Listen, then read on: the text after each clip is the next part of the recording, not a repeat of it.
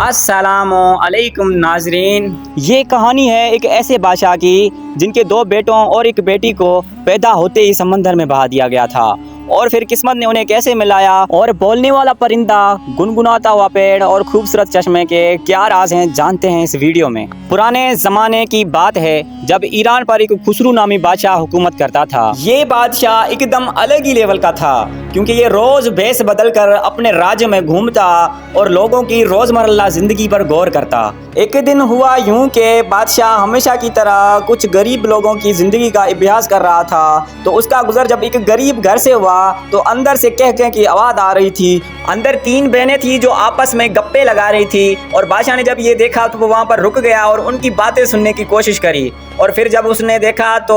بڑی بہن نے کہا کہ کاش میں بادشاہ کے نان بھائی سے شادی کرتی تو میں بھی اچھے کھانے کھاتی۔ اور پھر دوسری بہن نے کہا کہ کاش میں بادشاہ کے باورچی کی بیوی ہوتی تو میں بھی لذیذ اور سوادشٹ کھانے کھاتی۔ اور پھر جب سب سے چھوٹی بہن کی باری آئی تو اس نے کہا کہ جب تم خیالوں کے پلاؤ پکا رہی ہو تو میری بات بھی سنو کہ کاش میں بادشاہ کی بیوی ہوتی اور میں ملکہ بن کے راج کرتی۔ یہ ساری باتیں بادشاہ نے چپکے سے سن لی تھی، اور جب صبح ہوئی تو بادشاہ نے تینوں بہنوں کو اپنے دربار میں بلایا، لیکن لڑکیاں جب دربار میں آئی تو وہ ڈر بہت رہی تھی۔ بادشاہ نے کہا کہ ڈرو نہیں، میں نے کل والی تمہاری ساری بات سن لی تھی، اور کل تم نے جو بھی کہا تھا وہ مجھے بتاؤ۔ تو لڑکیوں نے آخر سچ بول ہی دیا، اور پھر بادشاہ نے ان کی شادی ان کے مطابق ہی کرا دی، جیسے کہ بڑی بہن کی شادی نان بھائی سے، اور چھوٹی بہن کی شادی باورچی سے، اور جو سب سے چھوٹی بہن تھی اس سے خود شادی کر لی، یعنی دھوم دھام سے بہت ہی اچھی طریقے سے اس سے شادی کر دی، اور ان کی زندگی اچھی خاصی گزر رہی تھی۔ لیکن وقت گزرتا گیا اور پھر ہوا یوں کہ وہ جو بڑی بہنیں تھیں ان کے پھیپھڑوں میں حسد کی آگ بس چکی تھی۔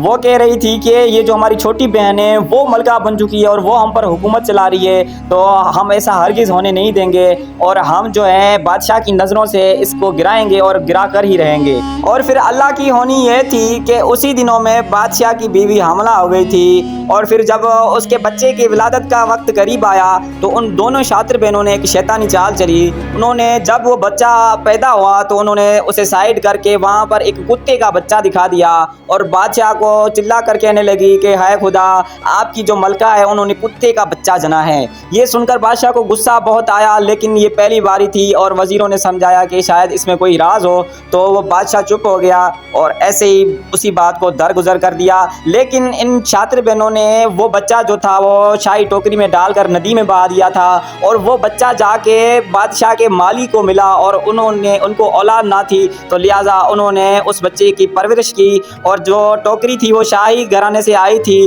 تو انہوں نے ٹوکری کا کسی سے نہ ذکر کیا۔ پھر اس طرح وہ بچہ جب 2 سال کا ہوا تو بادشاہ کی بیوی کو پھر سے بچہ ہوا، اور اس باری بھی انہوں نے اس شاطر بہنوں کو بلایا ہوا تھا، تو ان شاطر بہنوں نے اس دفعہ بھی شیطانی آئیڈیا لے کر آئی تھی، اور ایک بلی کا بچہ وہاں پر لگا کر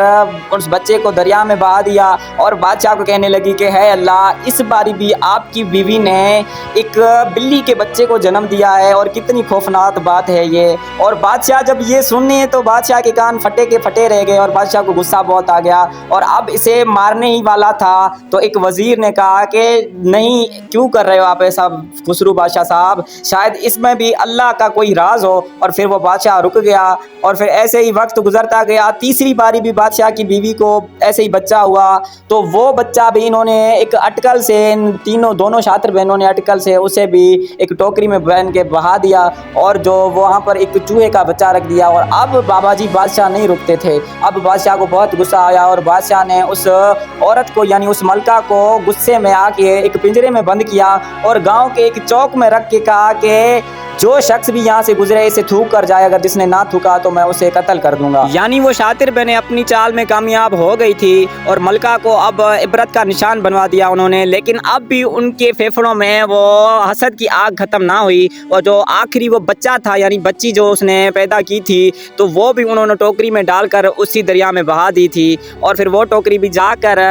مالی کے پاس پہنچی، اور مالی نے اسے بھی خوشی خوشی سویکار کر لیا، اور پھر وہ تینوں بچوں کو خوشی خوشی پال رہا تھا، اور انہوں نے تینوں بچوں کے نام رکھے۔ بڑے بیٹے کے نام اس نے رکھا برہمن، اور جو دوسرا نمبر بیٹا تھا اس کا نام رکھا انہوں نے پرویز، اور جو چھوٹی بچی تھی اس کا نام اس نے پریزاد رکھا۔ اور پھر ایسے ہی وقت گزرتا گیا اور وقت کے ساتھ ساتھ بچے بھی جمع ہو رہے تھے، لیکن افسوس کی بات یہ ہے کہ کچھ دنوں کے بعد مالی کی بیوی جو تھی وہ بیمار تھی، اور بیماری کی حالت سے اس دنیا سے رخصت ہو گئی، اور بچے اب بہت ہی اداس ہو گئے تھے کیونکہ وہ اسے اپنی ماں سمجھتے تھے۔ اور اس کے بعد مالی نے بادشاہ سے اجازت لے کر باغیچے میں ایک بنگلہ بنوایا، اور وہ اب تینوں چاروں وہاں پر رہنے لگے خوشی خوشی سے۔ لیکن اللہ کی ہونی یہ تھی کہ کچھ مہینوں کے بعد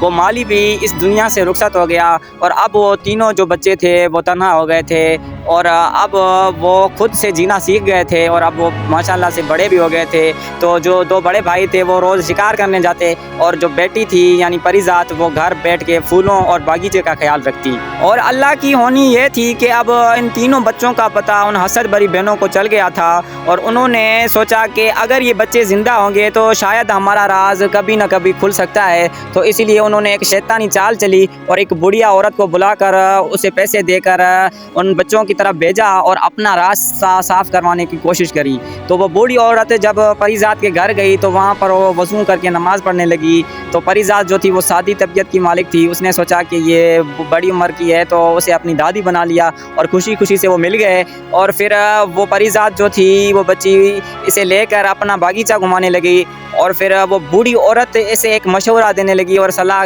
دینے لگی کہ آپ کا باغیچہ بہت اچھا ہے لیکن ان میں 3 چیزوں کی کمی ہے، اگر وہ 3 چیزیں یہاں ہو تو یہ باغیچہ ایک دم جنت لگے گا۔ تو پریزاد نے کہا کہ دادی مجھے جلدی بتاؤ کہ وہ 3 چیزیں کون سی ہیں۔ تو اس بوڑھی عورت نے اسے بتایا کہ ہندوستان کی سرحد سے 20 دن آگے سفر کرنے پر